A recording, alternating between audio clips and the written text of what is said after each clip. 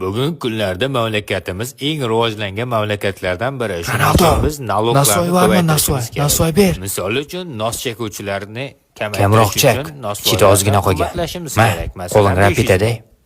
Menga ko'pchilik aytadi, futboldan ketgandan keyin nima qilmoqchisiz deydi. Men rep aytmoqchiman, rep korol bo'lmoqchiman. Eshitinglar, yangi rep. Kecha o'zini kimligini bilmaganlar bugun meni tanib qopti. Kecha qadar ketmaganlar bugun xas. Ko'pchilik aytadi, nimaga tursigingni maqtanaverasan deyishadi. Endi $100 olgan tursikni maqtanmay bo'ladimi axir? Ba'zilar 20 ming so'mga olishga erinadi. Men $100 olganman.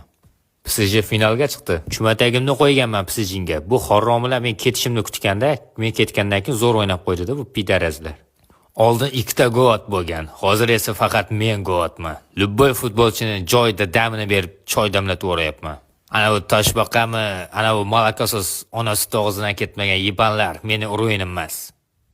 Nariqda o'yna. Foy onangni to'pmini o'ltiraman. Bu yoqqa kelgan onangni qoch Inter kelyapti. Ko'pchilik bu yerda o'yin qoidasi buzilgan deyapti, lekin hakam bunga qo'shilmayapti. Hozir ko'ramiz.